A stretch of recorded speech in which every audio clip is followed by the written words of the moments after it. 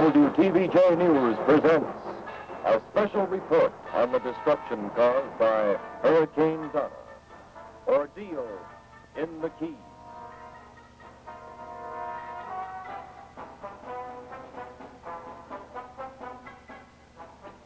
Good evening. This is Royal Frenick with a special report on the destruction caused in the Florida Keys by Hurricane Donna. WTVJ newsmen Dick Dale and Al Dempsey were on the island where Marathon is located when Donna hit. And this program tonight will be made up of their film report just received. In the film was this script with some notes, which was never meant to be used as a news script, but it briefly and dramatically sets the stage for this news film report on Ordeal of the Keys. I'll quote from it for just a moment. Dale says we were forced to evacuate in the height of the storm, first to a boat over 100 yards away that had a light going on it. I will never know how that light got lit, but I know that I was praying real loud and hard. The boat held us for an hour and a half and went over. We went over too. We broke into a building to catch our breath and then into another one where we spent the night. Dempsey had only a shirt and a pair of swim trunks. I had shorts and a woman's coat I found in the house. This was the closest I have ever come to death, and I was glad I was with Al. Not too much panic, and we got along fine. We were actually walking in an area that had enough debris to kill 10 men, yet we didn't get hit with anything. Lots of good film. And now we'll take a look at that film.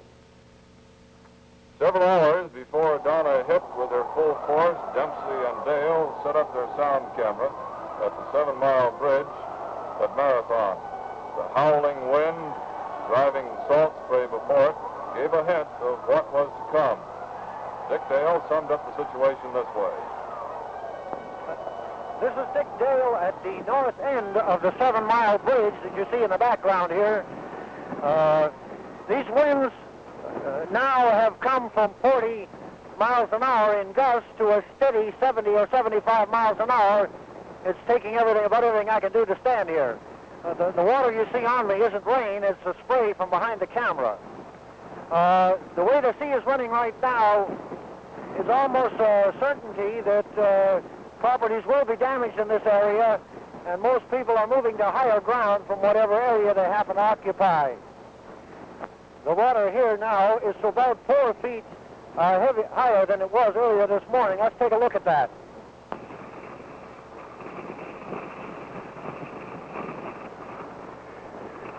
As you can see, the water here is running way high now. It's coming over this wall, and we're getting about the biggest aggravation we've had so far today. The storm has really found us, or we found it, as Dempsey said.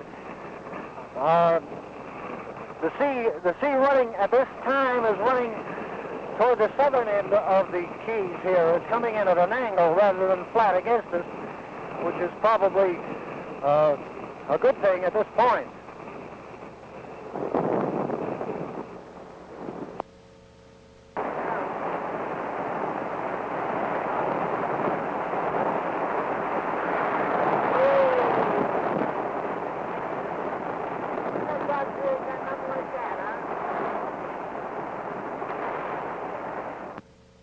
Meanwhile, further south at Key West, residents began jamming into emergency shelters. With me on this report tonight is newsman Del Frank. Let's locate for a moment just where Marathon is in the Florida Keys, so you get an idea where the full brunt of the storm hit. Marathon is located about 100 miles down the Keys, and the main damage was caused between Marathon northward to Tavernier. For the further report on damage and the story leading up to the hitting of the storm, here's Del Frank. As the night began of Hurricane Donna and the night wore on, the winds began to rise and hundreds of Key West residents joined the exodus to the municipal courthouse where the Red Cross had set up an emergency shelter. Inside, conditions were cramped but dry. The concern, though, was not for comfort, but only safety from the terrible wind. Among the many evicted from their homes were scores of children, some of them merely infants. Food and other supplies were furnished by the Red Cross. and everyone was kept busy unpacking, arranging, and distributing the necessities of life. As the night wore on, people began bedding down as best they could. Blankets were spread on the bare floor, and each family was allotted its own separate space. On the surface, the scene was calm. People read, talked, or just slept to while away the waiting hours. But in the back of every mind lurked the fear of what might come. It was the many children that in their own youthful way kept morale from flagging. To them, this was just an exciting adventure. They were too young to know the fearful danger that had visited their homes.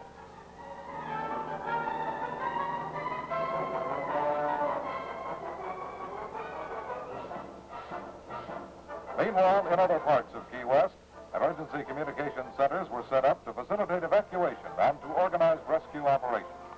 Telephone lines went down throughout the Keys area, cutting them off from the mainland. Mobile units, operated largely by volunteers, combed the community, assisting local police, the highway patrol, and transmitting weather information to weather stations. At the Key West weather station, radar penetrated the murky skies, picking up these dramatic pictures of Hurricane Donna. As the storm drew nearer, radar screens on Key West picked up this perfect image of the hurricane. Notice in the right-hand portion of the screen, the storm's center eye. It was around the rim of that eye that highest winds occurred in the northeast quadrant, with gusts recorded as high as 166 miles per hour.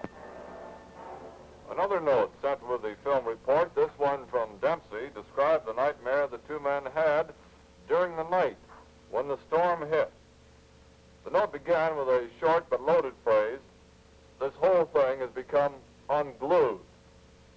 They stayed at the Hurricane Motel, and a more appropriate name couldn't have been chosen. 90-mile-an-hour winds started pushing water into the room. It wasn't long before it was pouring over the first 6 inches of the door.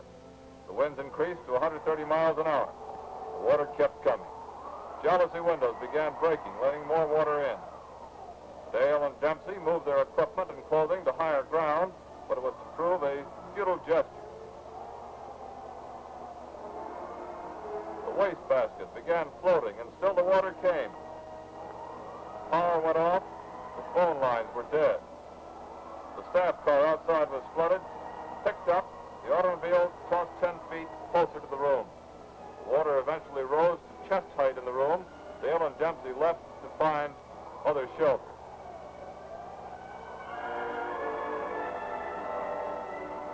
When they returned to the room, the sound camera was found under the refrigerator, waterlogged, packed with sand and ruins. The room was shambles, clothing strewn about, windows out, but at least the water had receded.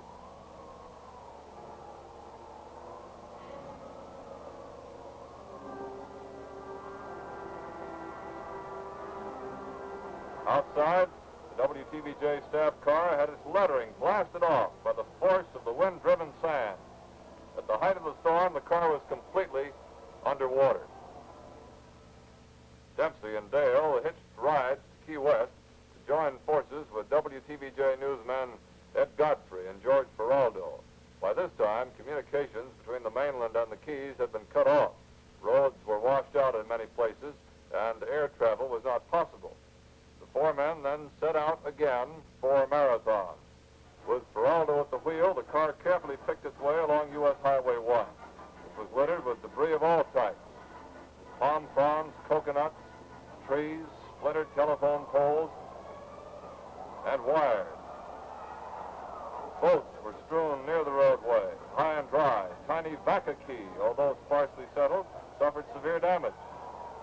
There were no reports of serious injuries. All day long on the drive, the winds picked up, then died, and then picked up again. The car was rocked from one side of the road to the other. The story was much the same all along the tiny string of islands, stretched like a necklace for over 100 miles. Pigeon Key, Big Pine Key, Missouri Key, Tavernier, Marathon, all told the same story. No communication, no water supply, roads washing out, but perhaps most important, no panic. The weather-wise residents of the Keys had paid attention to the hurricane advisories and had stocked up on food and water. The Monroe County Sheriff's Department reported only 2 casualties of the hurricane.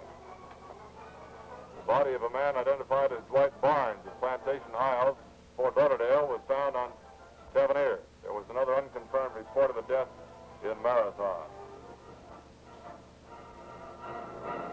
Some old-timers report winds whistled over the Keys at speeds of over 150 miles an hour. One of the areas hardest hit by Hurricane Donna was Marathon Key. It was here that the eye of